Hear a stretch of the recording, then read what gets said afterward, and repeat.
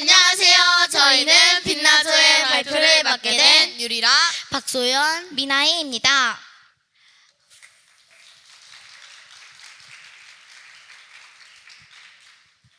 저희는 이번에 가정과 노동 그리고 사회를 기독교적 관점으로 발표해 보겠습니다.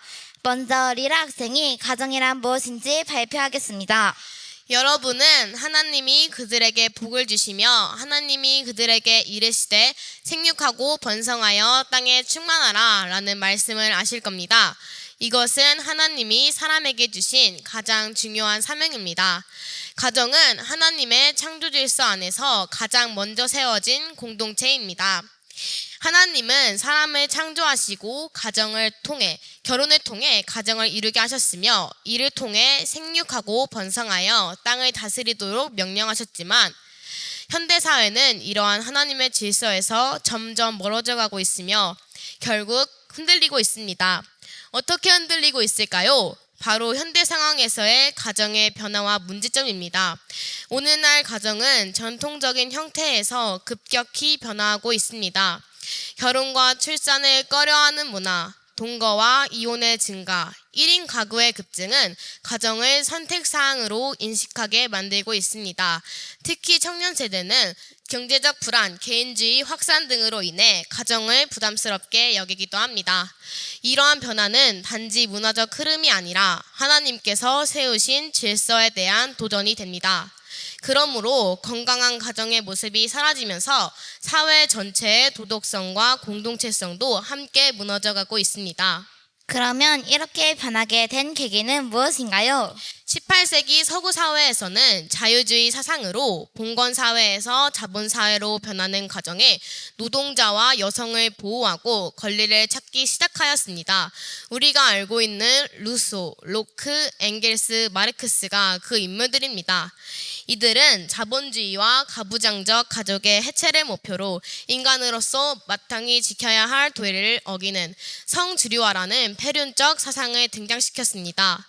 성주류화란 성평등을 실현하기 위한 핵심 전략으로 실행 과정에 모든 정책과 제도, 실행 과정에 성인지적 관점을 통합하는 것을 목표로 합니다. 이 전략은 단순히 여성 정책을 강화하는 것을 넘어 사회 전반의 구조와 문화를 성평등하게 전환하려는 시도입니다. 그러면 성주류화는 어떤 모습으로 법적 기반을 만들었을까요? 성주류화는 제도적으로 양성평등기본법, 성별영향평가법, 국가재정법 등 관련 법령 제정으로 법적 기반을 만들었습니다. 중앙정부뿐만 아니라 지방정부, 교육청 등 300개 이상의 기관에서 성주류화 제도, 즉 다양성의 이름으로 이성애를 거부하고 동성애는 지지하는 제도로 가정을 해체하고 잘못된 사상을 교육합니다. 대한민국의 국민 모두가 이 패륜적 사상을 교육받고 있는 모습이 현실입니다. 결과적으로 건강한 가정이 이뤄지지 않는 것입니다. 그래서 우리가 해야 할 일은 가정의 회복을 위한 믿음의 결단입니다. 이 시대에 교회와 성도는 세상의 흐름에 침묵해서는 안 됩니다. 우리는 다음과 같은 방향으로 나아가야 합니다. 먼저 가정의 거룩함을 회복해야 합니다. 결혼과 출산, 자녀 양육을 하나님의 절대적 축복으로 여기고 소중히 여겨야 합니다. 자녀의 신앙교육은 하나님의 뜻입니다. 이 책임을 부모는 회피하지 말고 오직 주의 교훈과 훈계로 양육하라 라는 말씀처럼 자녀에게 신앙을 전수하는 부모가 되어야 하고 이것을 늘 인식해야 합니다.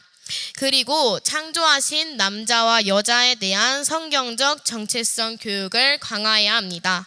남성과 여성의 독특한 역할과 정체성을 하나님의 창조 질서 안에서 올바르게 가르쳐야 하며 다음 세대가 진리의 굳건히 서도록 도와야 합니다.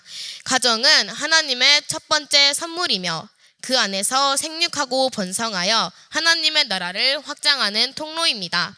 세상이 흔들려도 가정을 말씀대로 사여나가는 것이 이 시대의 성도의 사명입니다. 지금까지 저희는 가정에 대해 알아보았습니다. 그렇다면 이제 소연 학생이 노동에 대해 발표해 주시겠습니다. 저는 이번에 노동과 하나님의 소명에 대해서 발표하겠습니다. 사전에서 말하는 노동이란 사람이 생활에 필요한 물자를 얻기 위하여 육체적 노력이나 정신적 노력을 들이는 행위를 뜻합니다. 성경에서 노동과 관련된 최초의 언급은 하나님의 천지창조 이야기입니다. 하나님으로부터 지음받은 아담과 하와는 에덴 동산에서 각종 동식물을 다스리고 보살필 노동의 사명을 부여받았습니다. 창세기 2장 15절 여호와 하나님이 그 사람을 이끌어 에덴 동산에 두어 그것을 경작하며 지키게 하시고 아멘. 위의 말씀을 보면 그것을 경작한다 라고 나와 있습니다. 경작한다는 것은 히브리어 원어적으로 보며 섬기다, 일하다, 경배하다의 예배적 뜻을 가지고 있습니다. 그러므로 노동은 힘든 것이 아니라 내가 열심히 심고 지키는 것이라고 말할 수 있습니다. 이것이 태초의 예배이며 그리스도인의 삶입니다. 하나님께서 주신 노동은 사랑과 섬김의 도구입니다. 에덴 동산에서 아담이 땅을 가꾸는 것처럼 노동은 원래 하나님과 함께하는 축복된 일이었습니다. 하지만 하나님 없이 사랑 없이 하는 노동은 사람을 힘들게 하고 때로는 사람을 죽이는 도구가 되기도 합니다. 아이슈비츠의 수용소처럼 말이죠. 독일 히틀러가 유대인들을 학살한 아이슈비츠 수용소 입구에는 노동이 그대를 자유케 하리라 라는 문구가 적혀져 있습니다. 어떻게 보면 좋은 말이라고 할 수도 있지만 이들은 하나님 안에서의 노동, 하나님의 뜻과 그분의 나라를 위한 노동이 아닌 자신의 노동 방식으로 인해 많은 사람들을 죽게 하였습니다. 이것이 바로 공산주의입니다. 공산주의는 사회재산을 인정하지 않고 개인의 노력을 가치없게 여겼습니다. 그렇다면 그리스도인들이 가져야 할 노동과 윤리는 무엇인가요? 그리스도인들이 가져야 할 노동과 윤리는 하나님께 영광과 이웃 사랑의 실천입니다. 기독교적 노동은 누가 본다고 해서 하고 안 본다고 해서 안 하는 것이 아닌 타인이 보지 않더라도 이웃에게 친절히 대하며 배려해야 합니다.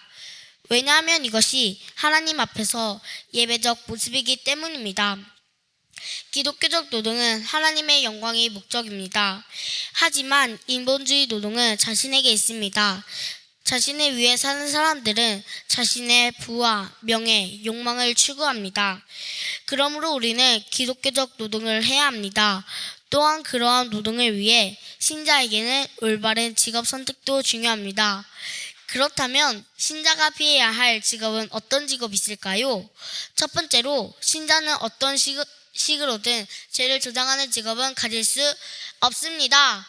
두 번째로 부정직한 직업이며 받아들이면 안 됩니다. 신명기 23장 18절 창기가 번 돈이나 개 같은 자의 소득은 어떤 소원하는 일로든지 내 하나님 여호와의 전에 가져오지 말라. 이 줄은 다 내 하나님 여호와께 가증한 것임이니라. 아멘. 기독교적 노동은 이웃 사랑의 실천이며 성령님의 감동이 있어야 합니다.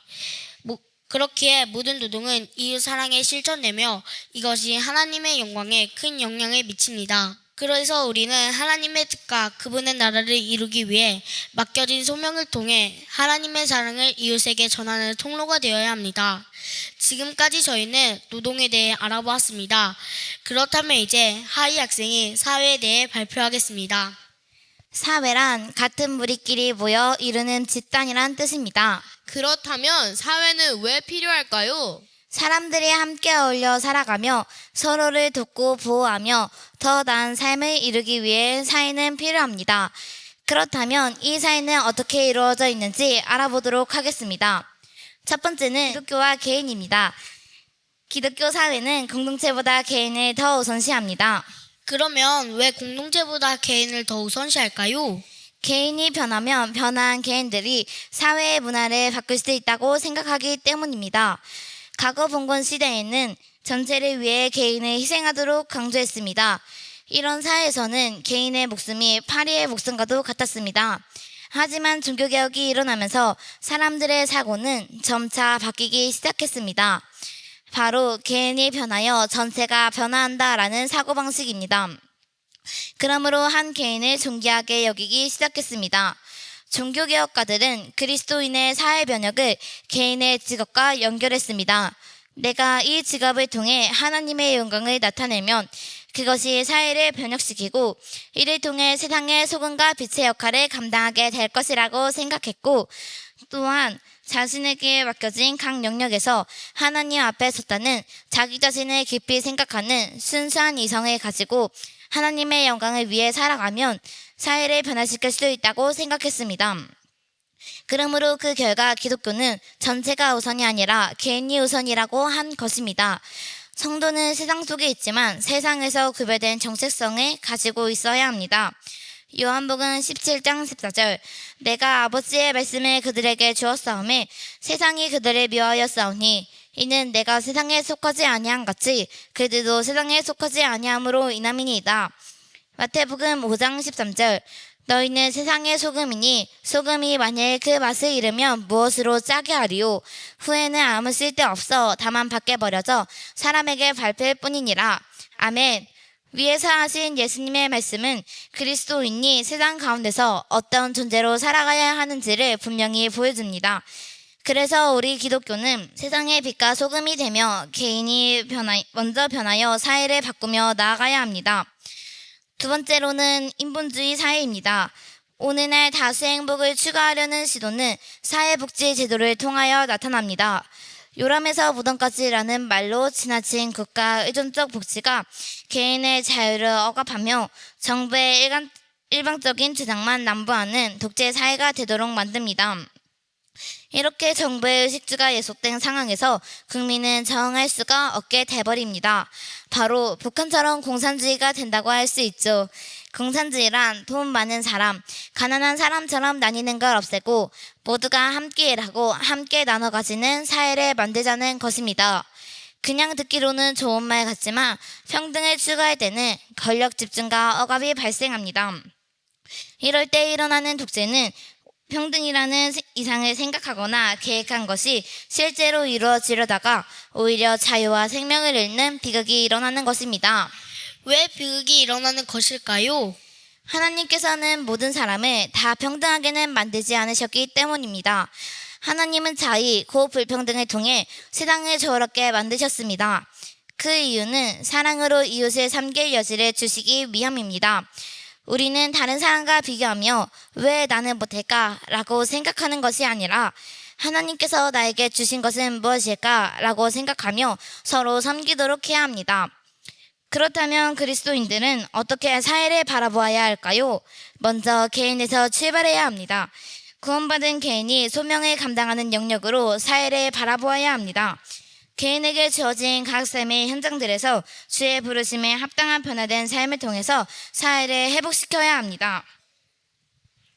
지금까지 가정과 노동, 사회에 대해 알아보았습니다. 가정과 노동의 뜻을 바로 알아 우리 각자가 먼저 변화하여 이웃을 내 몸과 같이 사랑하며 하나님의 뜻을 이루고 사회를 회복시켜 나가는 여러분이 되기를 바랍니다. 지금까지 저희는 빛나주였습니다. 감사합니다.